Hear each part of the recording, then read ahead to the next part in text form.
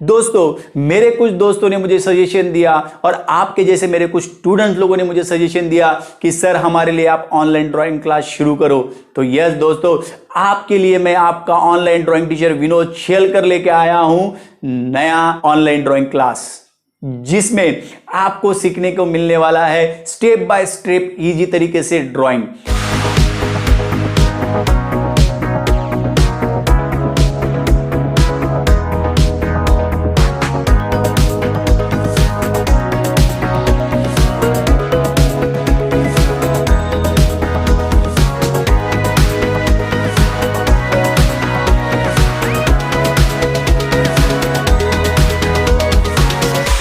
सिर्फ ड्राइंग ही नहीं तो कलरिंग के साथ बहुत ही अलग अलग टिप्स भी आपको दिए जाएंगे और आपको घर बैठे बैठे मैं ड्राइंग सिखाने वाला हूं।